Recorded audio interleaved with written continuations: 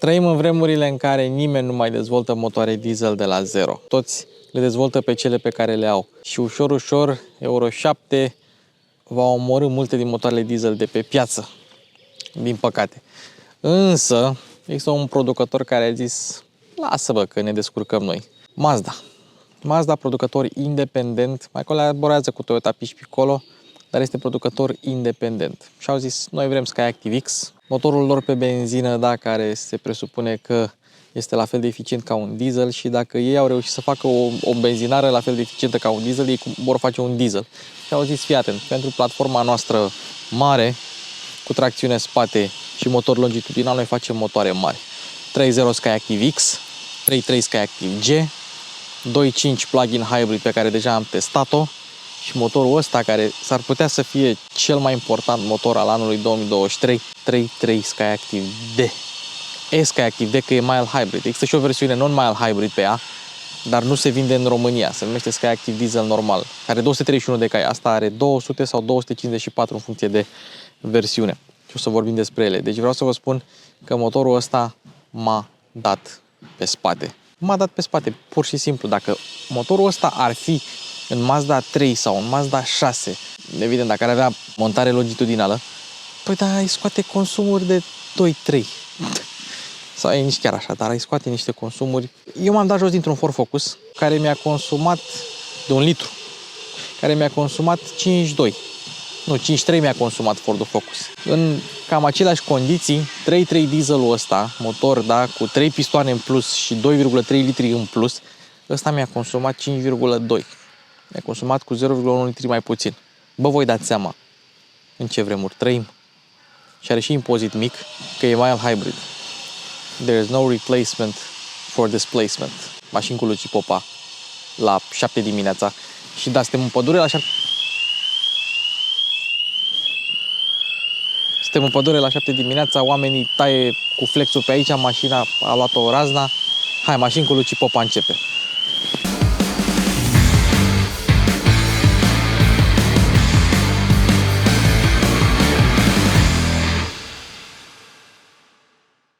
Dar înainte de clip, nu uitați, aveți 20% reducere la Car Vertical în descriere. Ai strâns și tu niște bani și vrei să-ți iei mașina ta de vis, mașină sport. Însă, fiind rulată, nu știi dacă a fost lovită. Aoleu, ce s-a întâmplat? A fost lovită. Sau de America, sau furată, sau s-a ascultat manele în ea, sau a fost inundată. Ei bine, raportul Car Vertical îți poate spune aceste lucruri. Da? Ok. Car Vertical nu are toate răspunsurile, cel puțin nu deocamdată. Însă, dacă nu are cine să-ți verifice mașina și nu poți să o duci la mecanic, poate un raport ar fi util. Da? 20% reducere Car Vertical în descriere. Apropo, nu uitați că eu mai am 2 clipuri cu CX-60 pe canal, unul cu Mihai, unul fără Mihai. Deci, în funcție de preferințele voastre. Dacă nu mai zic ceva aici, înseamnă că e în alte 2 clipuri, că n-are rost să repet aceeași polilogie de fiecare dată. Deci, dacă vreți și mai multe informații despre CX-60, vedeți acolo, astăzi ne concentrăm pe varianta diesel și ce chestii interesante am mai descoperit la mașină în plus. Evident, va fi și o prezentare normală, dar nu o să mai intrăm atât de în detaliu. Da? Deci, ne revedeți pe celelalte 2 clipuri. Bun, hai să vorbim despre prețuri. Versiunea asta pe care o avem aici, 62.740 de euro cu TVA inclus, pentru că este un Takumi cu toate cele 3 pachete opționale și cu vopseaua metalizată Soul Crystal Red. Mașina în sine pleacă de la 45.000, varianta de bază, cu motorizarea diesel. Și aici există câteva diferențe de preț. Deci cea mai ieftină versiune este 200 de cai, 3.3 mild hybrid diesel, tracțiune spate. Mașina pe care eu aș cumpăra-o și știu, cum să-ți cumperi și fără tracțiune integrală, bă, nebunule, ce ești tu? Da, dar eu fac 50.000 de kilometri pe an și merg cu tot felul de mașini, merg prin toate locurile posibile și am avut nevoie de tracțiune integrală doar atunci când m-am dus cu Raptorul și cu Duster-ul în off-road. În rest, orice mașină cu anvelope super bune poate să meargă cam oriunde. Asta odată. 2. Vorbim de prețuri de listă acum. Mai scazi 3.000, o iei la 42.000. La preț de listă mai pui 7.000 și îți iei plug-in hybrid, tracțiune integrală. Dar mai scazi încă 3.000 de la Rabla și o iei cu Rabla cu 6.000 de euro reducere. Însă, tot la preț de listă, dacă mai pui încă 2000, tu iei pe asta, care e tracțiune integrală diesel, care e cea mai scumpă, deci doar 54 de cai putere în plus și tracțiune integrală costă 9000 de euro preț de listă la Mazda CX-60 și eu nu știu dacă aș da banii ăștia. Bine, acum depinde de preferințe și de clienți. Vorbesc aici strict de preferințele mele personale. Evident, mai scazi 3000 și o iei prin programul Rabla. Acum depinde de voi. Dar la 200 de cai putere și cu tracțiune în spate mașina e un pic mai ușoară decât asta și pierde doar o secundă și 100 de Nm. Și pierde o singură secundă până la 100, iar la viteza maximă nici nu contează, sunt vreo 6 km/h. Acolo e total irelevant. Dar și consumă mai puțin și cred că ar fi și mai plăcută la condus. Asta este strict părerea mea în ceea ce privește prețurile. Eu aș lua un 200 de cai mild hybrid. Acesta este, cred, și cel mai mare motor diesel disponibil în România, care nu este pe un vehicul utilitar, yani pe o mașină de pasageri. Sper să nu mă înșel. Deci avem amortizoare, avem antifonare, mașina e făcută în Japonia, la Hofu, deci știm sigur că va fi fiabilă. Deschidem căpăcelul. Ia să vedem. Așa. Avem antifonare sub căpăcel și avem și, dacă vrei să-ți... Uite, dar e greu cu o mână. Dacă ești pitic, e greu cu o mână. Aici ar trebui să fie locul unde pui al doilea capac de motor. Mașina oricum face căldură. Motorul ăsta, din ce am observat, unul se încălzește repede la temperaturi joase, ceea ce e bine, și se răcește greu pentru că oricum e un diesel și dieselurile se răcesc ceva mai greu. Păstrează temperatura ceva mai bine. Cred că ajută și căpăcelul ăsta cumva să mai țină un pic căldura acolo în motor. Iată-l, tată, 336 în linie, montat, băi, e fix pe puncte, deci este fix unde se termină puntea, acolo se termină și motorul, ceea ce ar trebui să-i aducă o manevrabilitate sporită. Dar despre asta vorbim la proba de condus, nu vorbim aici. E o chestie interesantă și ciudată în același timp ce a făcut Mazda cu șasiul de la CX-60, dar vom reveni. Noul diesel pe care l-am regăsit pentru prima dată aici la CX-60. Cum și-au permis ei să facă, sau ce le-a fost în cap să facă, 3300? Probabil că nu s-au gândit la impozite și alte lucruri, s-au gândit la kilowați, că în Europa se taxează la kilowatt, se taxează la CO2, doar la noi se taxează la centimetri cubi, însă nici nu mai contează pentru că este mild hybrid. Ei bine, motorul ăsta Common Rail Diesel folosește o tehnologie ce se numește DCPCI, nu DRPCI, DCPCI. Practic, ce înseamnă acest lucru? Deci ai o aprindere prin compresie, evident că este diesel, cu amestec parțial preamestecat, controlat de către distribuție. Deci asta este acest lucru. Practic ce se întâmplă? Practic ai motorul care se folosește de cilindrea sa și de un surplus de aer pentru a face o ardere mai eficientă și să aibă și putere mai mare, deși puterea nu este lucrul pe care se insistă cu motorul ăsta, și astfel ai un diesel cu un randament de 40%. Pe deasupra mai vine și sistemul de 48 de volts mild hybrid, zice M-Hybrid Boost la Mazda, integrat. Motorul electric este între motor și transmisie, între cutia de viteze automată cu 8 rapoarte, la care vom reveni imediat. Ei bine, motorașul ăsta e electric pe 48 de volți, care trage dintr-o baterie de 44 de volți, apropo de chestia asta, îți dă 17 cai putere și 153 de Nm atunci când ai nevoie de acest lucru. Ei bine, chestia este că pe lângă faptul că ajută motorul electric la accelerație, pe lângă faptul că stochează energia într-o baterie folosind frânarea regenerativă, pe lângă faptul că alimentează alți consumatori, mai are și funcția asta șmecheră pe care nu au multe mild hybrid-uri de a se opri motorul în mers. Cai 60, cai 70, cai 80, cai 100, pentru care iei piciorul de pe accelerație, motorul face și moare.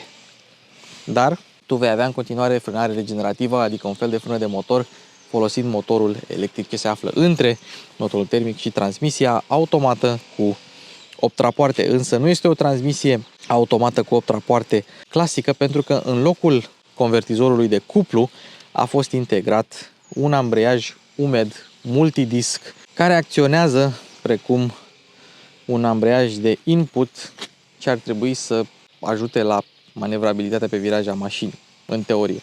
Am crezut, și o să vorbesc la proba de condus de chestia asta, că doar versiunea plug-in hybrid datorită motorului electric ceva mai puternic, are chestia asta cu șocurile. E bine, și asta dă uneori șocuri. Nu sunt șocuri din alea să te deranjeze, dar simți așa un poc. Și o să vedem la pornire și atunci face șoc, face poc. Deci nu e neapărat deranjant, doar că nu se comportă ca una cu convertizor de cuplu clasic și nici ca una cu dublu ambreiaj. Se comportă ca una cu dublu ambreiaj când mergi tare, care face poc, face hop, șoc, dar nu se întâmplă tot timpul. În mod normal, cutia este foarte, foarte lină, dar în anumite momente mai face și altceva. Și motorișca dezvoltă în total 254 de cai putere la 3750 de rotații pe minut. Ok, pentru un diesel, cuplu maxim 1500-2400, însă cutia nu prea duce mașina în 1500. Dacă mergi super liniștit, nu treci de 1400. Cutia schimbă la 1400 de ture și e foarte eficient și silențios și consumă puțin. Există și momente pe care o să le arăt la proba de condus unde motorul cu accelerația călcată se oprește și se învârte pe distanțe scurte și la viteze micuțe doar din motorul electric mild hybrid. Cu toate că bateria de 0,33 kW nu e cea mai mare baterie de mild hybrid de pe piață. Deci curentul ăla e folosit, eu zic că destul de eficient. Destul de eficient. Bateria e tot litiu-ion. Performanțele 7.4 până la 100, 219 viteză maximă. Bun. La versiunea cu tracțiune în spate, 8.4 cu 212. De asta spun că nu merită diferența, mai ales dacă vrei să mergi economic și la drum lung. Asta chiar e una din mașinile pe care eu le recomand la drum lung. Și mai e un detaliu foarte interesant, nu știu de ce, nu știu cum, raportul final la modelele cu tracțiune în spate e mai mare decât la tracțiunea integrală.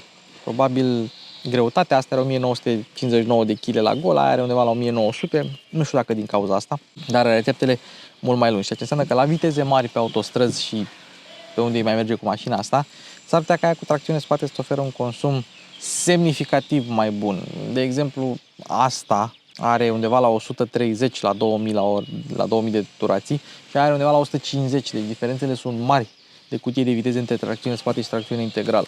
Aici voi sunteți cei care decideți pe care o luați. Luați-o pe aia cu tracțiune spate, neapărat spate.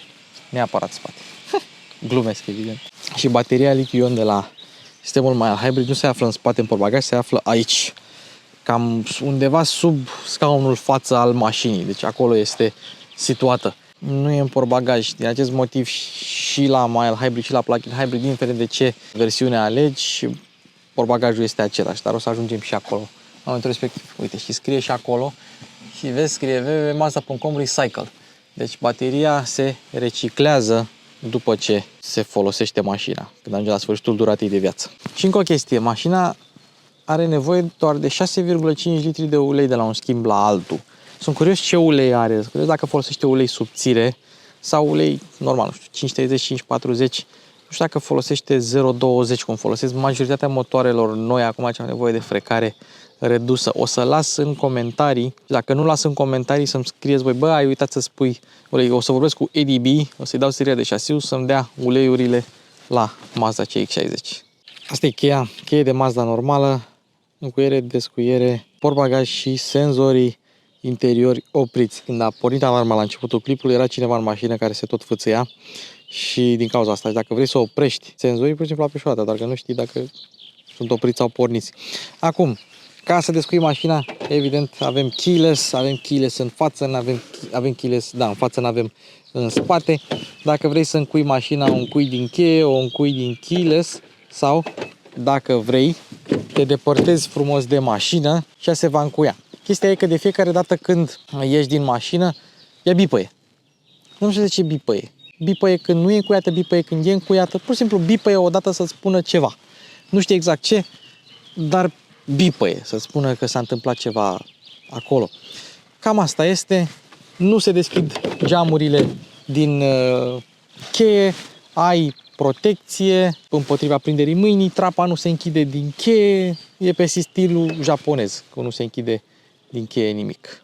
Dar nu multe mașini au și keyless la mâner și keyless să te depărtezi de la mașină. Deci, bravo Mazda! Indiferent de echipare, toate Mazdele CX-60 vin cu faruri full LED. Dar indiferent de echipare, Farurile LED adaptive Matrix, astea pe care le vedeți aici, sunt opționale ca parte dintr-un pachet care conține LED-uri adaptive, pilot automat adaptiv, sistem alertă trafic lateral, adică Rear Cross Traffic Alert, despre care o să vorbim imediat că e o chestie interesantă, și oglindă exterioară și interioară anti-orbire pentru șofer. Observăm LED-urile, ele pulsează exact precum inima unui om. Ele sunt LED-uri, dar pulsează. Doi producători folosesc asta momentan, Mazda și cu Ford. Farurile merg bine, bat bine noaptea, ceața este integrată în blocul optic, însă pe spate avem ceață pe o parte, marș arier pe cealaltă parte și aceleași LED-uri care pulsează, nu sunt becuri incandescente. Arată destul de bine stopurile, nu prea poți să confunzi mașina cu altceva. Hai să vă arăt ceva interesant, apropo de Rear Cross Traffic Alert. A pornit și s-a stins imediat, trebuie să fiu ceva mai, ca să vă arăt, în bord și în spatele mașinii. Rear Cross Traffic Alert-ul, m-am văzut? Click, ăla e Rear Cross Traffic Alert, până rox. Deci, merge Rear Cross Traffic Alert-ul și cu contactul pus atunci când mașina stă pe loc, însă dacă semnalizezi, se dezactivează automat Rear Cross Traffic Alert-ul, sau cel puțin așa mi s-a părut mie, că atunci când semnalizam nu a mers. Deci l-ați auzit. Cling și a apărut și în oglindă acolo Rear Cross Traffic Alert. Hai să trecem scurt în revistă și aspectul exterior. Nu există diferențe prea mari între plug-in hybrid și mild hybrid în ceea ce privește aspectul exterior. Deci farurile vi le-am arătat, avem prizele de aer, avem aici camera frontală, senzorii de parcare care sunt destul de sus montați, apropo de ce am făcut cu Mihai Popescu cu Audi Q8 e-tron. Radarul aici și o grilă, vedeți aerodinamica acolo, o grilă activă. Jantele sunt aceleași pe fiecare versiune, însă aici este diferența, unde scria PHEV, aici scrie Inline 6, motor cu 6 cilindri în inline. Bun, avem, cum îi zice, semnalizările în oglindă, le-ați văzut, ușile acoperă pragurile, în spate ușile se deschid la 90 de grade, așa cum ați văzut și la celelalte versiuni. Child lock-ul este cu cheia normală, o scoți din cheia cu cheile sa mașinii. Bușonul rezervorului ăsta este în același loc, dar nu mai avem port de încărcare pentru că mașina nu mai e plug-in hybrid. Diesel, AdBlue, biodiesel 7%. Da. Și un rezervor de 58 de litri. Da. Bun. Așa. Stopurile full LED, ceața ați văzut-o, am lăsat-o eu aprinsă, CX60 AVD, doar versiunea cu tracțiune spate nu are AVD aici, și e-Skyactiv D de la diesel, eleron ștergător, guri de evacuare 100% false și în rest mașina este identică din punct de vedere estetic cu orice alt CX60 de pe piață plug-in hybrid. Și da, avem și spălătoare care este ascunse bine acolo. Interesant că nu au ales soluția aia cu spălător acoperit, să spele farurile, nu. E unul aici frumos așa, vorba aia, pe stil japonez. Dacă vrei cheia în culoarea caroseriei sau orice altă culoare, 120 de euro. Dacă o vrei în piele, 130 de euro. E frig afară și o să stau cu motorul pornit mai mult, așa că vă arăt consumul de acum. 5,2 litri la 100 pentru 190 de kilometri. Da, 150 din ăștia sunt făcuți în traficul împuțit din București. Mașina este mega eficientă, incredibil de eficientă. În varianta asta avem jante pe 20. Mi se pare că nu poți să ai 19 pe CX60, doar 18 și 20. Anvelopele sunt Toyo Tires Proxes Sport, adică sunt niște anvelope sport, nu sunt cu rezistență redusă la înaintare, însă ce interesant este că la versiunile diesel, indiferent de versiune, și probabil și la Skyactiv X, care nu se vinde la noi, și la Skyactiv G, avem aceleași discuri de frână pe față și pe spate, 328 de mm, dar dacă îți iei versiunea plug-in hybrid, primești 347 de mm pe față, pentru că mașina, teoretic, este un pic mai greuță. În rest, exact ca celelalte versiuni, același double wishbone pe față, basculă dublă, multilink pe spate, aceeași suspensie un picuț rigidă, același sistem de tracțiune integrală i-AVD, sunt similare, același coeficient aerodinamic de 0,29, aceeași gardă la sol de 175 de mm. Nu prea sunt diferențe între CX60-uri, ca să vi le spun așa, dar mașina are aceeași garanție de 6 ani și 150.000 de kilometri, are tot 5 stele la testele Euro NCAP și dacă tot vorbim de siguranță, hai să vă arăt pe scurt acum. Avem airbag central, trebuia să vară la interior, dar avem airbag central ca să nu te lovești cu pasagerul și mai avem ceva pe aici, airbag lateral spate, deci nu cortină. Nu sunt multe mașini care să aibă atât airbag lateral spate cât și airbag central. Pentru că în standard sunt 6 airbag-uri. Când vedeți un Golf 4 pe OLX cu 12 airbag-uri, să știți că ăla e un prost care o vinde. Are maxim 4 sau maxim 6. Deci, față 2, cortină încă 2, cortina, nu se pune cortină față, cortină spate, cortină mai, deci 4, laterale față încă 2 sunt 6. Mai sunt genunchi 7, central 8 și 2 laterale spate, în total ar fi 10. Deci nu sunt multe mașini care au 10 airbag-uri. Da, și ăsta, din păcate, n-are genunchi. Încă n-am văzut mașină. De fapt, sunt câteva care să aibă și genunchi, și central, și lateral spate. Da, deci Golf 4 cu 12 airbag-uri nu există.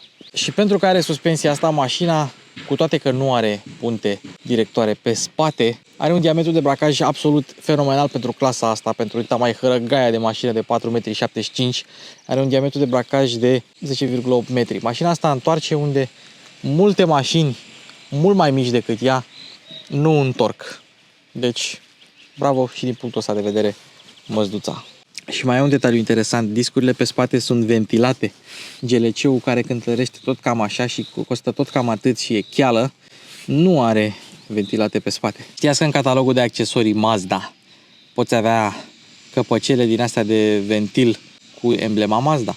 Căutați pe stradă Mazde care au ventil cu Mazda, vedeți, și ne-a dat 30 de euro pentru așa ceva. 30 de euro, că 7,5 euro pe un căpăcel de plastic pe care scrie Mazda, și furați-le și vindeți-le pe OLX cu 20 de euro. Știți ce e interesant la mașina asta și la motorul ăsta? Mazda a făcut motorul, dar cred că și mașina, dar în principiu motorul cu gândul și la tractat.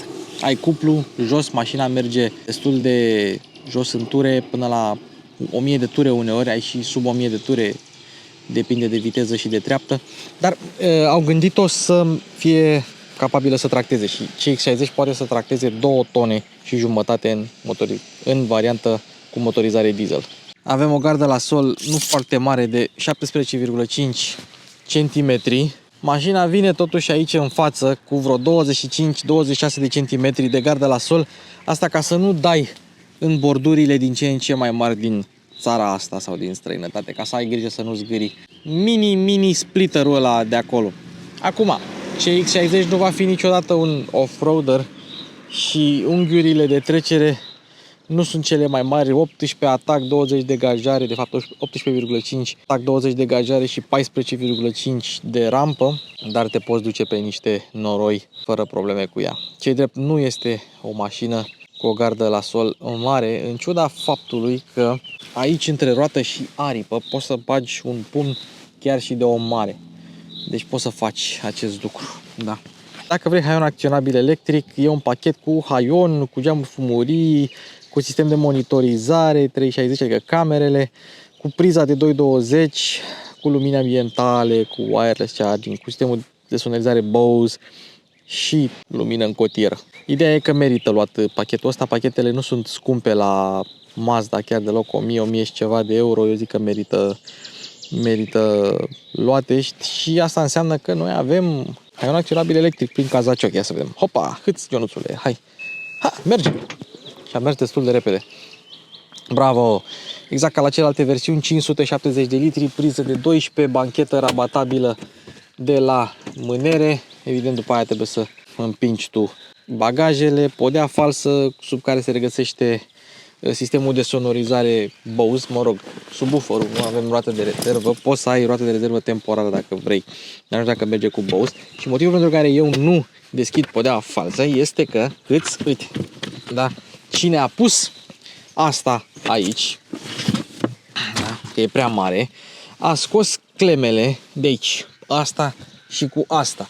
Înseamnă că dacă vrei să desfaci podeaua falsă, trebuie să împingi de plăsuță. Și uite aici podeaua falsă. Deci mare atenție să nu puneți obiecte prea voluminoase aici și prea grele.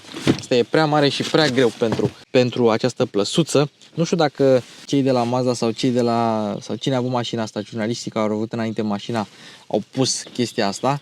Ei, asta este făcută să fie cu Sky, da, plăsuța asta, ceea ce înseamnă, da, că ea ar sta foarte bine aici. Aici. Da? Și ar sta foarte bine acolo. Deci e posibil să fie chestia asta. În rest, 570 de litri, copertină care se scoate. Interesant este că copertina era scoasă de aici când am luat eu mașina. Deci e posibil ca cine a avut mașina înaintea mea, adică Autovantage, să fi făcut car to car din mașină și să fi dat chestiile astea jos. Că și noi când eram la Autovantage, când făceam car to car, trebuia să punem asta undeva și să dăm jos copertina. Deci e o variantă, cine știe. Nu vom ști niciodată decât când vom vedea ce mașină au filmat ăștia de la Autovantage din mașina asta. Și evident este electric, merge și din cazacioc, am uitat să vă arăt, dacă vreți. Și avem și protecțiile, să vedem. Hai, repede, repede, repejor. Hai, merge. Merge. La Mazda merge foarte bine sistemul ăsta. Extraordinar de bine. O completare la portbagaj. Dacă ai cheia de la mașină într-o geantă și spui geanta în portbagaj, mașina nu recunoaște cheia și nu va porni cu cheia în portbagaj, cum se întâmplă la alte mașini. Repede, repejor. Am mai întâlnit câteva mașini la care cu contactul pus merge căldura, bagă căldură, dar nu merg scaunele încălzite sau ventilate. Am întâlnit și mașini la care, chiar dacă motorul era cald, nu băgau căldură, chiar dacă era clima pornită și tot nu mergeau scaunele încălzite sau ventilate. Și am întâlnit mașini la care băga căldură și mergeau și scaunele încălzite, ventilate și volanul încălzit. Interesant, interesant. În rest, hai, dacă toți suntem aici, să facem acum. Butoanele climatizării sunt integrate bine în tabloul de bord, totul buton la îndemână, ușor de utilizat și climatizarea, temperatura se dă doar de la un singur buton. Deci rece, cald, rece, cald. Nu poți să dai cald în jos, rece în sus, cum se întâmplă la altele, dar nu contează, te obișnuiești. Te obișnuiești. Și apropo de scaune și de volan încălzit, volanul e încălzit doar pe părți, doar de aici până aici. Da. În rest, dacă vrei să ții mâna pe volan aici, o să-ți înghețe degețelele. Asta e ca să te învețe să ții volanul cum trebuie. Bun, acum să vorbim despre scaune. Astea de la Takumi sunt îmbrăcate în piele Nappa. Piele Nappa, perforate, ceea ce înseamnă că sunt ventilate, încălzite, sunt electrice, evident, au memorie, au toate funcțiile de pe pământul ăsta, mai puțin masaj. Calitatea este una bună.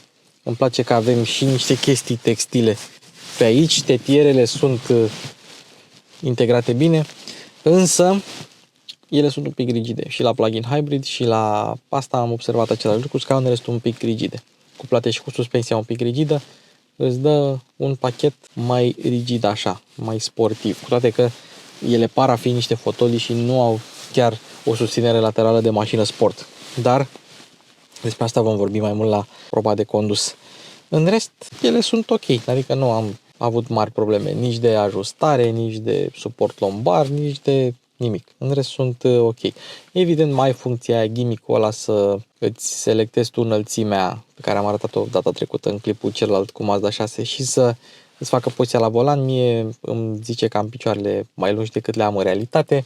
Ai Comfort Access, deschizi ușa, scaunul se dă pe spate. Poți să selectezi scaunele încălzite sau ventilate și volanul încălzit să se sincronizeze cu temperatura de la climatizare, să pornească automat dacă vrei acest lucru, dar n-ai buton de auto. Pur și simplu trebuie să intri tu în tab în sistemul de infotainment. Ai o grămadă de setări pentru scaun. Hai să vedem și o imagine de ansamblu cu interiorul, în caz că vreți să vedeți așa ceva. O să vă arătăm și trapa panoramică un pic mai târziu, dar cam așa arată interiorul pentru voi. Și acum să trecem la materiale. Intră în scenă Nelu Ciocanelu. Mazda e tare pe materiale. Deci moale, aici nu dăm, aici nu dăm. Textil, piele moale, foarte moale chiar. Da? Și aici material tare. Aici textilul ăsta, material moale. Pe imitația asta de lemn nu dăm, pe asta nu dăm, că știm cu toții ce textură are. Aici tare, tare, jos tare, moale, moale. Deci Mazda stă bine pe materiale. Aici, chiar dacă unii s-ar aștepta să fie moale, nu. E tot tare și evident la torpedo e tot tare, dar e vopsit în alb, ceea ce e ok.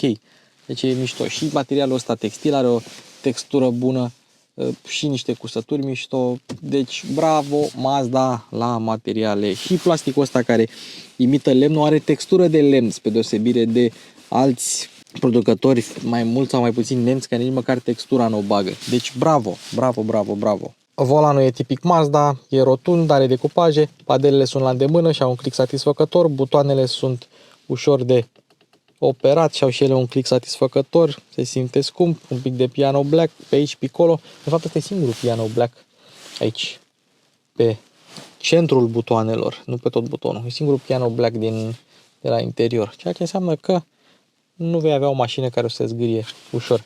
Este reglabil electric la versiunea asta, deci e totul ok. Și manetele, ia fiți atenți aici. Cel mai mic efort din industrie la manete e la Mazda. Și atunci când pui ștergătoarele pe auto, pac, se aprinde beculețul ăsta aici. Ei bine, la alte modele precum CX-30 în România nu se aprinde beculețul. Văd că la CX-60 se aprinde. Ergonomie. Încuiere, descuiere, uși, geamuri și încuiere. Dacă vrei să încui manual câte o ușă, japonezii încă mai păstrează chestia asta. Interesant. Poți să selectezi tu din sistemul de infotainment la ce viteză și când să se încuie ușile în mers, sisteme de asistență dacă vrei să le oprești, senzori de parcare, traction control, iStop, adică sistemul start and stop pe sistem mild hybrid, sunt curios. Deci dacă tu îl oprești de aici, nici motorul nu se va mai opri din mers, nu doar la semafor, dar nici în mers nu se va mai opri dacă nu-ți place chestia asta. Portbagaj, memorie 1, memorie 2 și set memorie. Despre tablou de bord vom vorbi imediat. Butonul de start aici, avariile sunt aici, luminozitatea tabloului de bord e acolo, tripul este aici. Despre climatizare v-am povestit, foarte mișto climatizarea, wireless charging, priză de 12, modurile de rulare Mi Drive, normal, sport și off-road, astea sunt modurile, schimbătorul de viteze, camerele 360. Hai să le arătăm acum, dacă tot suntem la capitolul ergonomie. Camerele 360 cu unghiuri diferite, pe aia mergem în dreapta și mai avem și alte unghiuri. Deci odată așa, odată așa, odată așa și ele o să meargă și în mers. Și o să vă arăt cum merg camerele în mers la viteză mare, pentru că e amuzant. Și este Standard TV sau Standard View, Standard TV, bună asta, și 360 View Monitor, așa se numesc cele două funcții, cele două moduri, eu știu. Oricum, rezoluția e bună, se văd bine noaptea, tot respectul. Acum, hai să continuăm cu frâna de parcare electrică, auto hold, de aici ai toate scurtăturile sistemului de infotainment. Sistemul de infotainment care este unul de cele mai ușoare de folosit, mult mai ușor de folosit decât un touchscreen și răspunde foarte bine. Aici avem ca la Audi butonul de volum cu stânga și dreapta și steluța programabilă. Apropo de ergonomie, că tot în ergonomie, avem aici o cotieră cu o podea din asta textilă, mochetă, să poți să o cureți, două USB-C-uri aici și aici un canal pentru cablu. Și dacă n-ai cablu textil din ăsta care nu se strică cum am eu și n-ai canal, s-ar putea să strici cablul.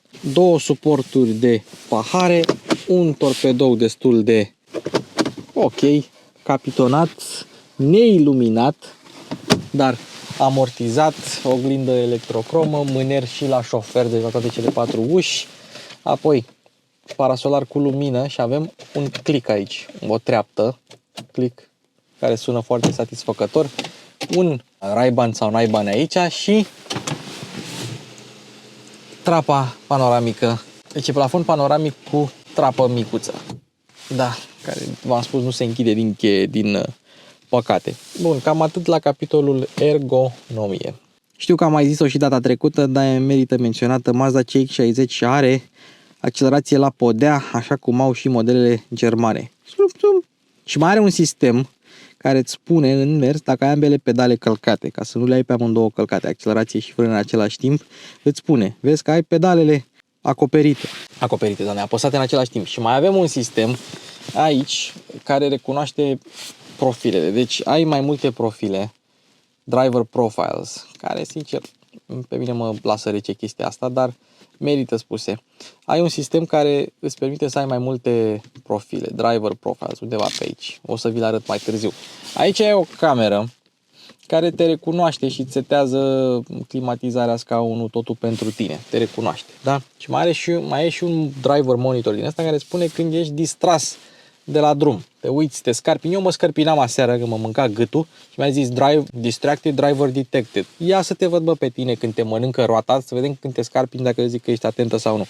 Deci, o grămadă de sisteme din astea, unele bune, altele nu, dar după cum voiam să vă spun la proba de condus, a rămas sistemul Adaptive Cruise Control cu lane keeping assist, cu lane following, un pic prea vigilent, adică vede o mașină, un autobuz pe banda cealaltă, vede că e cam mare, că se cam duce un pic pe banda ta, din cauza că e mare, frână. Știi? E prea vigilent. Mașina asta este prea sigură, ar trebui să aibă 6 stele la euro în cap, nu 5. Bun, ăsta este tabloul de bord cu butonul său de info, cu sistemele de asistență, cu off, cu informații și dacă te duci la sistemele de asistență, poți să le dezactivezi de la butonul ăla pe care vi l-am arătat mai devreme. În rest, cam asta este. În momentul în care mergi cu sistemele de asistență, îți apare acolo asistentul de bandă, îți apar mai multe chestii pe bord. Ai toate informațiile necesare, nu ai nevoie de mai mult, ai turometru și relantiul e la 750 de rotații pe minut. Un relantii destul de jos. Dar lasă că văd că consumă puțin chiar și cu motorul pornit. Evident, acolo bateriuța asta de acolo este pentru regenerarea energiei la frânare. Și evident, dacă schimbi modurile de rulare, îți apare așa off-road și se schimbă, știi? Avem off-road, seamănă cu textul de la Jeep-uri. Și dacă dai în jos, nu poți să dai pe listă din nou, știi, să iau ea de la capăt, trebuie să te duci în sus neapărat. Și acum hai să trecem pe sport, ia. Cum e pe sport? Sportiv, Mazda sportivă. Frumos, hai să o lăsăm pe normal totuși.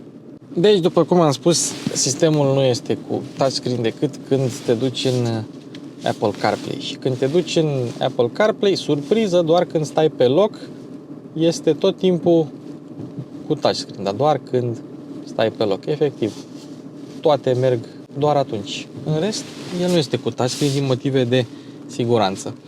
Da, și l-am mai arătat, trebuie să duci la Mazda aici. Deci este atât de simplu de umblat în el, mai ales pe CarPlay. E mult mai simplu să folosești rotița asta decât touchscreen pe CarPlay. E mai ușor chiar să scrii adresele. Avem așa, informații cu privire la regenerare, cu privire la sistemul mild hybrid, cu privire la sistemul start-stop. Te duci chiar la meniu, fuel efficiency history, îți arată consumurile, mi-a crescut la 5.3, deci are numai consumuri din astea fantomă. Vehicle status monitor, știi, următoarea revizie, deci revizia se face la 20.000, nivelul uleiului e normal și așa mai departe. Asta vi le-am mai arătat, nu mai stăm să mai... Entertainment, Communication, Navigation, navigația mașinii, dacă îi pasă cuiva, dar toată lumea folosește Apple CarPlay, Android Auto, pentru că sunt mult mai bune. General Motors acum a spus că vrea să renunțe la Apple CarPlay și Android Auto pe modelele sale electrice, ca să facă un sistem de infotainment în care să-ți bagi tu un profil, să-ți conectezi toate datele, astfel încât să-ți colecteze datele personale, să le vândă mai departe. Să le vândă mai departe ei nu vor, ei zic că să facă sistemul de infotainment mai bun. Lăsați, fraților, Apple CarPlay și Android Auto, că telefonul e cel mai bun. Tesla nu mai face chestia asta, dar mă rog. Setări de display, center display, instrument display și head-up display, avem de toate. O să trec repede prin ele, că le-ați mai văzut în alte clipuri cu Mazda CX-60. Setări de sunet, sistemul Bose se aude foarte bine, recomand. Safety settings, toate sistemele de asistență, driver monitor, nu știu ce, să mai avem o chestie. Pedal misuse alert, ăsta, dacă apeși pe ambele pedale în același timp, ia. Aparent doar în mers merge chestia asta când ești în viteză. Dacă n-ai mașina în viteză, nu funcționează chestia asta. Vehicle settings, da, toate setările vehiculului, lumini exterioare, whatever, defogger, debroscare, defogger, așa. Driving position, occupant comfort, tot felul de setări din astea micuțe așa. Exact ce v-am spus mai devreme, uite, inclusiv vehicle lock delay, da, câte secunde. Deci fii atent, sets length of delay until fuel door locks after vehicle is locked. Deci după câte secunde să se închidă bușonul. Deci dacă tu vrei să alimentezi cu mașina încuiată, după vreo 30, 60, 90 sau 120 secunde poate să se închidă bușonul. Foarte tare mi se pare chestia asta. Am mai văzut-o la Mazda, dar uitasem de ea.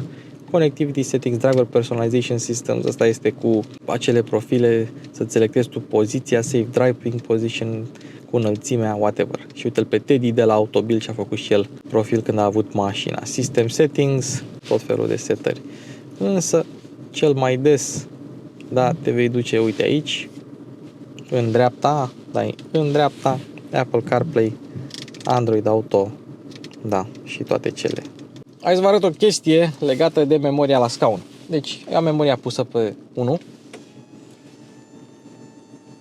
Se ridică volanul, scaunul revine în poziția lui și apoi volanul revine și el în poziția lui. Însă, dacă tu deja ești în poziția ta și apeși pe butonul de memorie, se ridică volanul și coboară volanul. Efectiv așa de nebun. Nu face absolut nimic. Nici față de data trecută nu există schimbări la interior. Aceleași materiale bune, buzunare destul de tari, dar nici capitonate nu sunt nici măcar în față, nici măcar în spate.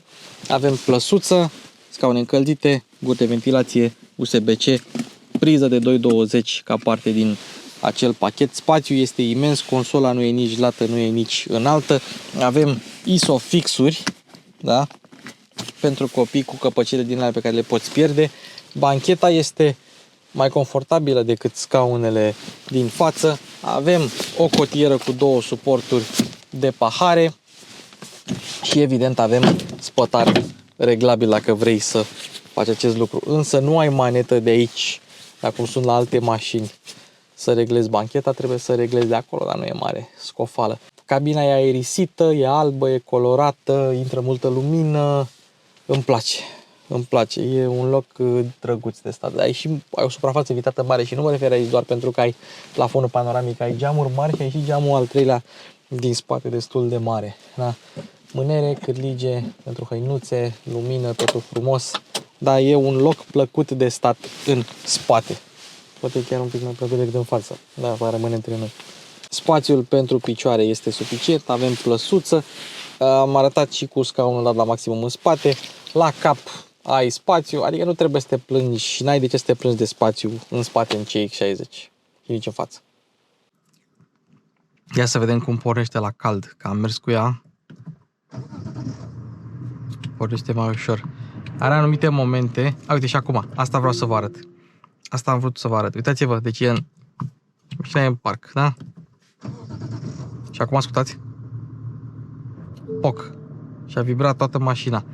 Sunt curios dacă atunci se cuplează transmisia în vreun fel, că motorul e pornit de la motorul generator, care e între motor și cutie și probabil după ce se pornește motorul se cuplează cutia, pentru că până să facă poc, tu nu poți să cuplezi nicio treaptă. Deci, chestia aia care face poc și se mișcă toată mașina, aia e cutia care cuplează. Interesant. Bun. Suntem la volanul lui CX-60. Vizibilitatea e bună ca de obicei în toate oglinzile. Montantul nu e nici el prea gros. E diferență mare între stâlp și oglindă. Oglinzile sunt mari, deci n-am probleme de genul ăsta. Nici la poziția la volan n-am probleme. M-am spus, doar scaunul mi se pare un pic rigid, la fel cu suspensie. Dar asta e o lecție pentru o altă zi. În ceea ce privește silențiozitatea, mașina mi-a scos 61,3 decibeli, plug-in hybridul 60,2 și CX-5-ul mi-a scos 61,5. Și asta e undeva la nivel de CX-525 benzină, conține care e 3.3 diesel. Se simte că e un pic de ronțăit de diesel, se simte, dar nu e deloc deranjant, ba chiar în momentul în care accelerezi, ronțăitul de diesel e înlocuit de sunet de 6 cilindri în linie, care e unul chiar plăcut. Ia uzi-l. Și asta nu este sunet băgat în boxe.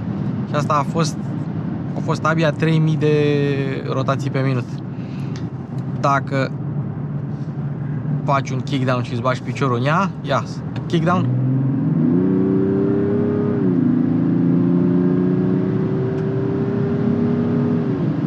Se aude chiar plăcut. Mașina se duce, adică n-ai treabă cu viteza. La vitezele astea mai măricele, într-adevăr, mașina chiar e silențioasă. Și acum, uite, avem 130 și avem motorul oprit. Motorul s-a oprit, a pornit acum. A simțit el că are nevoie de frână de motor sau să reîncarce ceva. Dar atunci s-a oprit pentru că era bateria prea încărcată. Asta cred eu, că atunci când regenerezi prea mult și e bateria prea încărcată, poate să susțină câteva secunde de mers pe electric. Și o să încercăm să mai simulăm chestia asta pe măsură ce mergem cu mașina. În momentul în care se oprește motorul, că el tot a regenerat, în momentul în care intră în iStop, așa se numește, uite, iStop, și acum eu apăs pe accelerație, a pornit. La viteze mari totuși văd că pornește. Dar chiar și așa, mașina merge, acum în frână de motor nu, dar când e să mergi normal, ea merge uneori chiar și la mai puțin de 1000 de rotații pe minut. Deși cuplu maxim e la 1500. Uite, și acum tot accelerând un pic mai tare în deal, pe la 1700-1800 schimbă treapta, acum 2000. Dar hai să vedem la viteze mici dacă putem să simulăm iStop-ul. Și acum accelerăm. Și acum mi-o ține din motorul electric. Tot ce înseamnă viteză mi-o ține din motorul electric. Și a pornit la viteze. Cu cât e mai mică viteza, cu atât te ține mai mult, pentru că evident are nevoie de mai puține resurse. Hai să o trecem pe sport, că urmează niște viraje. Trecem, n-ai cum să treci cutia pe manual decât din padele. Și hai să vedem cum e pe curbe. Acum parcă bagă un pic de sunet în boxe. Ei, simți greutatea, are ruliu, are tangaj, în scaun te miști, dar suspensia devine mai bună pe măsură ce mergi cu viteză. Pentru că dacă nu mergi cu viteză, uite, nu mă lasă cu a treia. Interesant. Tot a patra. Nu mă lasă, uite, a cincea, a șasea, ia. Deci cutia schimbă ca una cu convertizor, chiar dacă nu are convertizor și are ambreiajul la multidisc, schimbă ca una cu convertizor. Stă bine pe frână, dar nu simți neapărat puterea de frânare a mașinii în pedală. Bă, zici că e BMW, deci nu sună BMW-urile diesel așa de bine. Sună cam ca un M550D. A patra, a treia.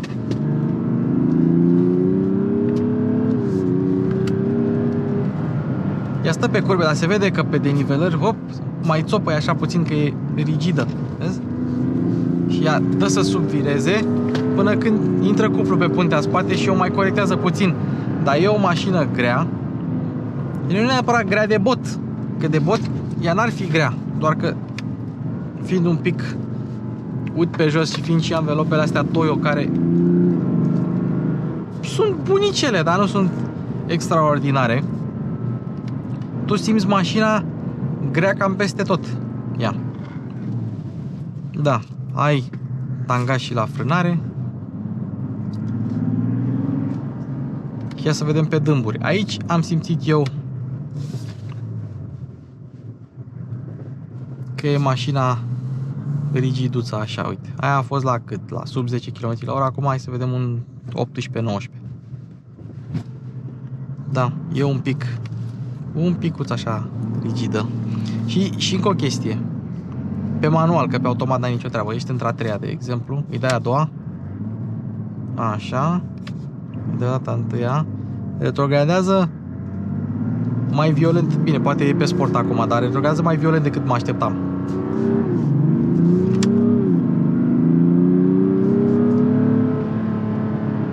Și se duce până în 5.000, cred, da? Se duce chiar dacă e...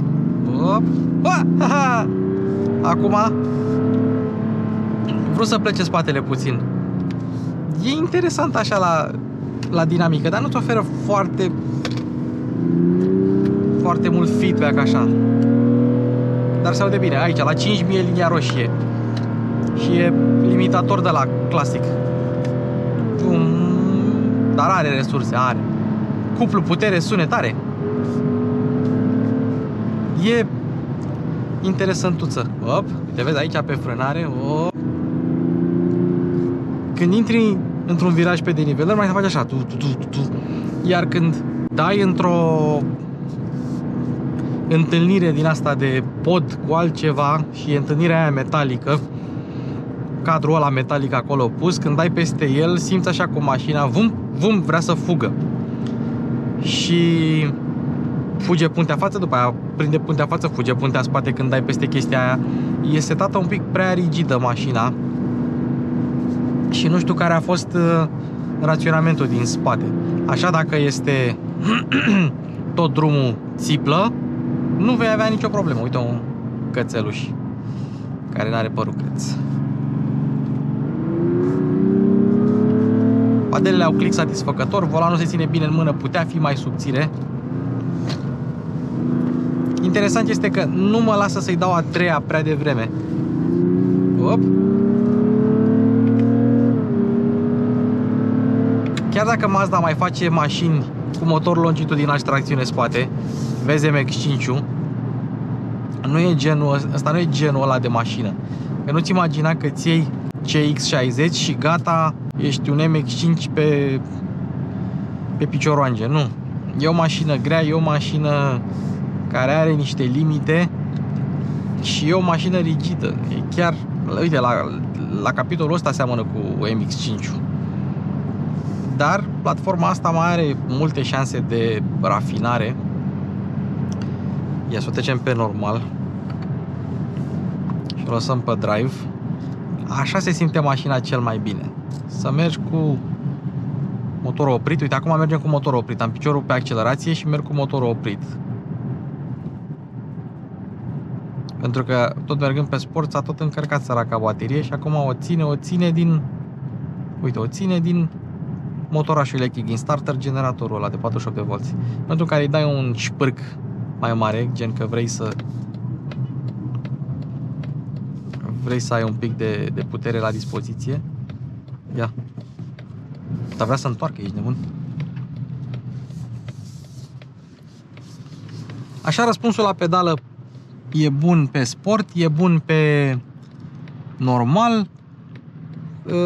Ai aportul ăla electric instant, stai seama, 150 Nm, nu-ți dici de acolo, mai anulează turbolag-ul, turbina are geometrie variabilă, dar e o turbină în două stagii, funcționează. Am revenit că ne-a căzut GoPro-ul. Deci ziceam așa, uite, avem 1000 de ture, accelerăm ușor și evident mașina retrogradează o treaptă după ceva timp, dar dacă n-ai nevoie de treapta aia, ai aportul electric. Mașina are răspunsul bun pentru care te înfige în ea, să se retrogradeze câteva trepte, se va duce. Ăsta e un motor forțos în sinea lui. Nu e un motor forțos doar pentru că e supraalimentat. Asta are forță de aia intrinsecă și poți să mergi tare cu ea. Într-adevăr, la viteze mari e stabilă doar dacă nu întâlnești denivelări. Altfel mașina tinde să țopăie. Și uite, s-a oprit motorul la 130 la oră. A pornit iar. E interesant sistemul ăsta iStop, pentru că așa am reușit eu să scot consumuri de 5 și ceva, 6-2 pe acolo prin oraș. Cam așa am reușit. Iar la drum lung mașina asta este de vis. Adică poți să mergi pe autostradă cu 6 lejer, 6, 2 tone, diesel, 4x4, 3.3, cutie automată, tot ce vrei. E bine. 6 și ceva. Consumă mult mai puțin decât plug-in hybrid-ul și consumă și mult mai puțin decât CX-5 pe benzină. Deci, bravo. Dacă mergi cumpătat, faci 1000 de kilometri cu plinul. Uneori, la o retrogradare așa din senin, mai simți așa un mic șoc, dar foarte mic. În rest, mașina e ce trebuie. Mai ales cu motorul ăsta. Dar luați-o pe aia cu tracțiune spate, dacă vă place să conduceți. Dacă vreți un MX-5 pe steroizi, pe picioroange, uite, Saab 97X, ești nebun cât de rare stalea.